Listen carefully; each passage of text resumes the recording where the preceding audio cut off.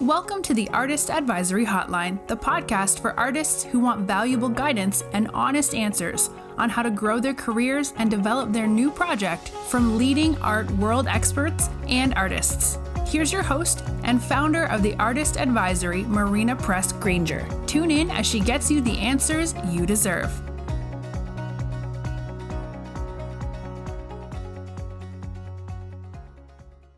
Hello, artists. I'm your host, Marina Granger, and I am tuning in to speak to you after I saw this incredible eclipse on Monday. So, how many of you got to see the eclipse in totality? I'm just curious. We had this incredible eclipse that spanned a huge part of the North American continent from northwestern Mexico to southeastern Canada on a diagonal line. And my bestie and I drove up to Buffalo, New York, which is her hometown, and watched the eclipse on the shores of Lake Erie. And so we were in total darkness for about 3 to 4 minutes. And it was such a surreal experience because if you really looked beyond the horizon or close to the horizon over the lake, you could see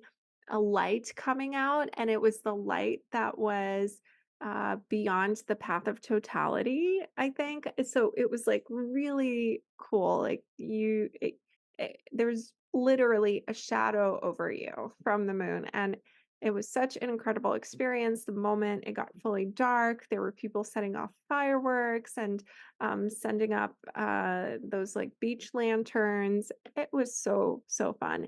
And also having a road trip like that from New York City to Buffalo, which is over 6 hours, was so fun too. We ate a lot of Laffy Taffy, read a lot of those jokes, listened to a lot of music and podcasts, and it was just so fun. So I absolutely love getting questions from you guys. And I got another amazing question from Anthea, and it was about putting together a list of emails for a newsletter. Like, how important is that? And so I will get to that question. But before I do, I just have to underline how much I love to answer your questions and how rewarding it is for me to dive in deep knowing exactly what you're looking for, exactly what question you have, and give you that answer. It's so rewarding to me, which is why I created a course that is going to be open for enrollment really soon. It's called How to Know Which Galleries Are Right for You.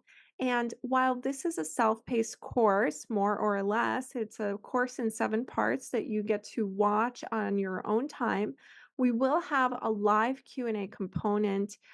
So we'll have a live Q&A in May and in June where you get to come on and ask me questions. And it's going to be such an incredible course. It's for anyone who is looking to work with galleries, anyone who already works with galleries, and maybe they need to pick the right ones. Maybe they're already working with a gallery that is not selling their work, right? Or maybe they're working with a gallery that um, is not giving them exactly what they need, right? So it's really about finding the right galleries for you because as long as you're in the right space, there is so much room for growth and expansion, right? If you're in the wrong space, it just doesn't feel good and it's not going to go anywhere. So, this is why I created the course because I had so many questions around how do I know which gallery to even look at or consider uh, showing in? Or I have so many galleries asking for studio visits. Which one? What do I ask? Like all of these things. So, no matter where you are in your career, as long as you want to work with galleries, this is the course for you.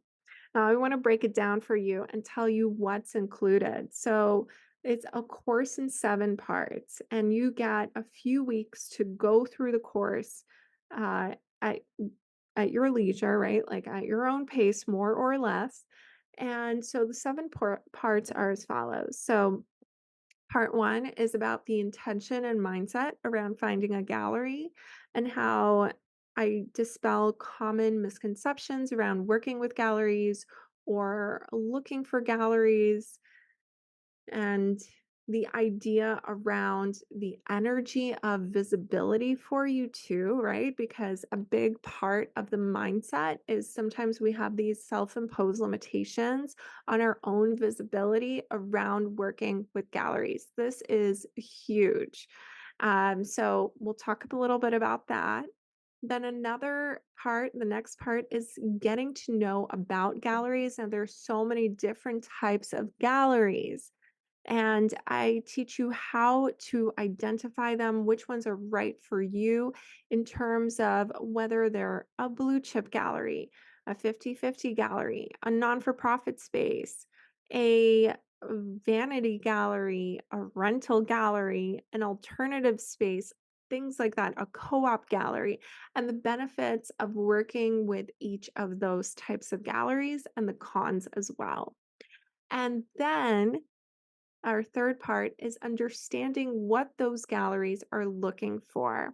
Now, this is the most exciting part of the course for me because I find a way for you to identify exactly what these galleries are looking for and cross check it against the type of work that you have, the type of work that you make, and see if it's a fit. Usually, when it's a fit, the gallery will respond to your work right away. They might even approach you if you're in their sphere. And this is information that I have compiled based off of not only like my master's degree in art history, my 15 years of working in the New York City art world in the role of like a gallery person and for many years as a gallery director, but also from working with so many artists over the past 5 years who are specifically looking to work with galleries. And so once I narrowed this down and identified it, and I started to use this with the artists that I was working with, they started to get responses from galleries right away.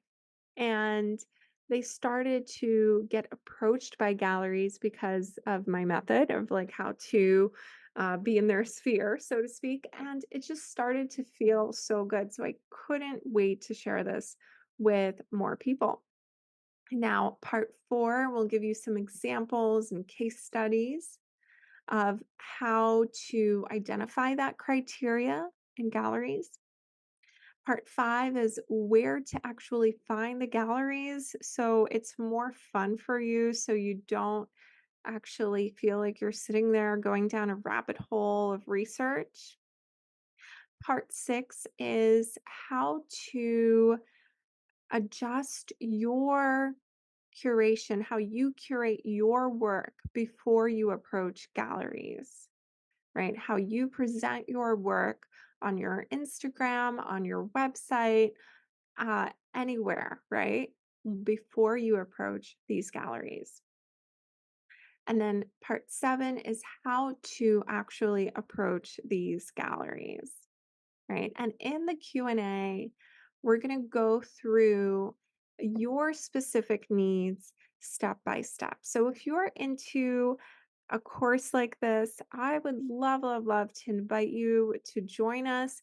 So, the best way to do that is to just sign up to the waitlist. So, you'll be the first to know when enrollment opens. And I'll probably give you a deal, like an early enrollment price. Yeah, I don't know. I guess so. I feel like that would be really cool.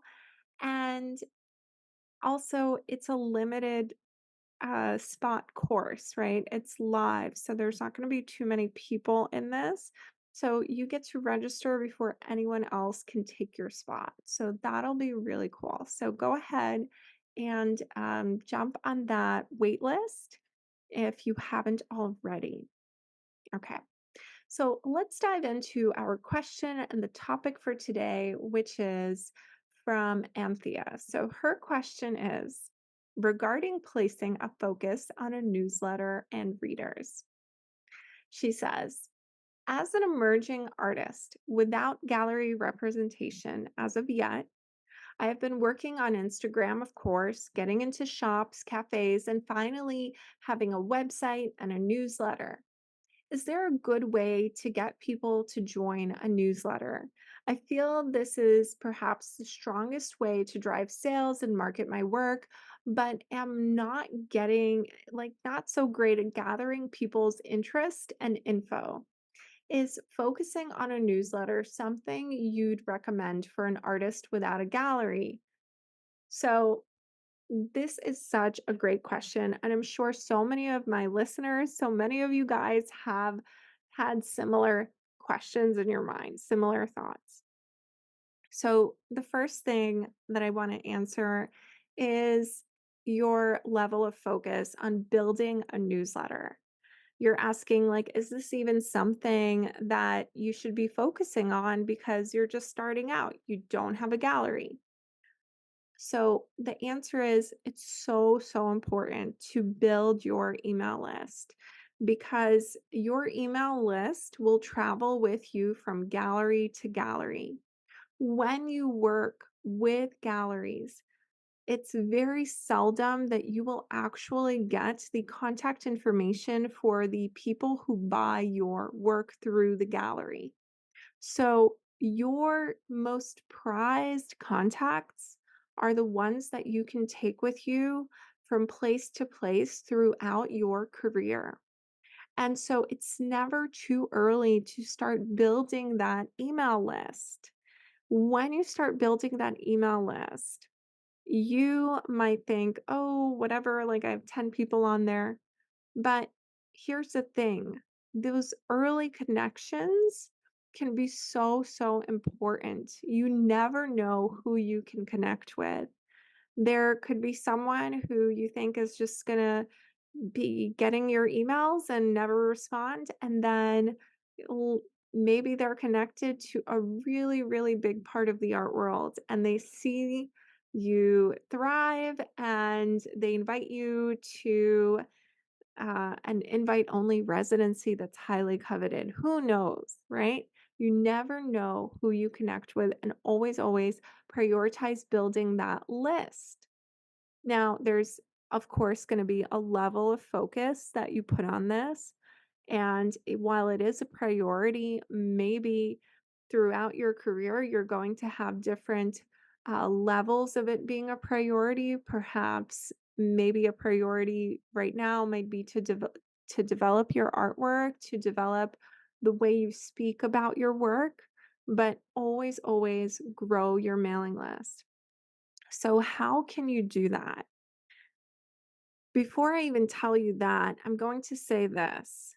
Don't worry about how often you will be needing to email these people. A big thing that comes up for artists that I work with is, well, if I collect their emails, like I have to email them all the time. I don't know what to send them.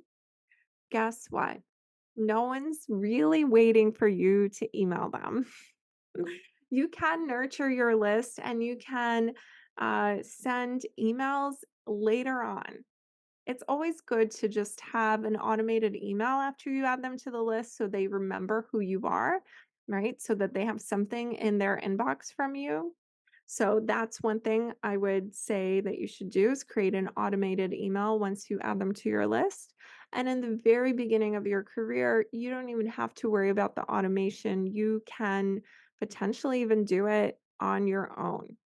So right now, I looked at your Instagram and you're under 1,000 followers, which means that you have a few followers in trickling in every now and then, which is very manageable. Now, the first thing I would do is maybe an unpopular opinion, but hey, it's worked so well for me when I was at your level of followers and also for the artists that I've worked with. Create a note in your phone that is a DM, like a direct message that you will send to your followers as they follow you. So every time you get a new follower, you would send a message like this. Something like, "Hey, I'm so delighted to connect with you on Instagram. I'd love to make sure that I show my appreciation with any special offers and new artwork that you can see right away. And the only way I can ensure that that happens is if I put you on my email list. Would you like to join my email list? If so, what's your email?" And you can craft it to sound more like you, but basically, in exchange for them being able to see any special offers or any new artwork firsthand, they give you their email, right? And then you add it to your email list. And you might be thinking, well, Marina, I only get like a new one follower a week or five followers a week or whatever. Yeah, that's five people who are interested in your artwork. And by the end of the month, you could have 10 people who are interested in your artwork. And all you need to do is like, I don't know, have one sale out of those 10, and that would be great. And then you can even have 10 sales out of 10. That would be awesome too. So, collecting their emails like that is one of the best ways to go about it. Now, you also already have so many followers whose emails you might not have yet. And that's when I would start to post stories saying, hey, like basically the same message. Do you want to be the first to know every time I have new artwork? So, and special offers. If so, what's your email? I'll add you to to my email list. Just make a story like that. Uh, Going forward as you grow, or maybe even now in your link in bio, it's important to also have a way for people to subscribe to your email list, right? So that they could just sign up right away without you having to DM them. And you might be thinking, well, I need to give them a really good reason to sign up to my email list. A really good way to do that is the exclusivity that you can offer. Now, of course, you can offer 10% off or whatever. I don't love to offer discounts right away on artwork because artwork is so unique. It's one of a kind. And unless you have a lot of multiples that, like prints or something, I would not offer that discount right away. Instead, I would create something called a waitlist for new work. It makes it seem like you have a line for new work, right? So you want to know every time new work is available. So go ahead and create that sign up, right? Like the wait list for new work. And whenever you add someone to your email list, create either an automated email that goes to them and says, "Hey, thank you so much for joining my email list. I'm so honored to stay connected with you." Or you can manually send one to them if you only have like five people joining your list per week or something like that. So it depends on what your volume is and how busy you are. So I guess that is what I would say about growing your email list. I think it's so important to at least collect those emails. And when it comes to the frequency of the emails, like I said, don't worry about having to send an email all the time. The most important thing is that when you have any available work, let's say you have five new works that are available or a collection that you're launching, that's when you focus on sending out those emails. Now, it's important to grow these email lists, not only because you take them from gallery to gallery and you have their contact information, but specifically because when you email someone, you they are more likely to see it than if you post something on Instagram. I could be posting things on Instagram, and there are some of you who might be listening to this podcast who haven't seen my posts on Instagram, I'm sure, for a while. And you're wondering, like, oh, I forgot. I even follow you on Instagram, right? So that's why it's important to stay in touch over email. And it's mutually beneficial to both of you because they want to know what's available, right? Because they like your work, they want to know what's available. And it's great for you because you can stay in touch with them. You can be directly connected to them, not really rely on the algorithm to get connected. I hope that answers your question. Thank you so much for sending it in, and I'll see you all next week. Thank you so much for listening. Support your community by sharing this podcast, leaving a review, and follow The Artist Advisory on Instagram at @the_artist_advisory. And visit us online at www.theartistadvisory.com.